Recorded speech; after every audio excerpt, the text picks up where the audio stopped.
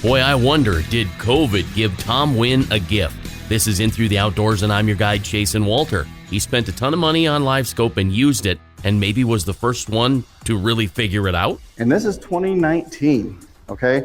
I have one of the first true LiveScope transducers with the LVS12. I bought that thinking, okay, I just spent all this money on it, so I'm gonna learn to use it. I'm gonna dial it in. Shortly after, COVID hit us, and it ended up shutting my nail salons down for over 7 weeks.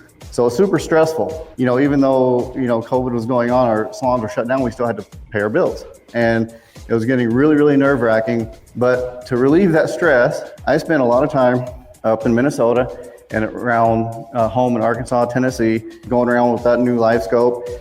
And I set up my phone on video to record using LiveScope and catching big bass.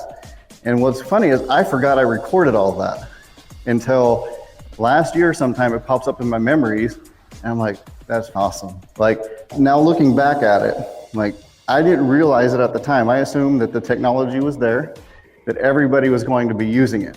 All of these top bass pros and stuff, I mean, it's available. Why wouldn't they be using it and dialing it in already? I think at the time, I was probably one of the first, if not the first, to truly dial in LiveScope as efficiently as it's being used now. Tom's got a great story on his Facebook page at Tom Huynh Fishing. Go watch the whole video. I'm Jason Walter, and that's In Through the Outdoors. Be safe, and thanks for listening. There are over 1,000 episodes of In Through the Outdoors now, with over 100,000 podcast downloads. Between Hooksets is growing too, and coming soon, a new long-form radio and podcast called Walleye Radio, dedicated to chasing Walter.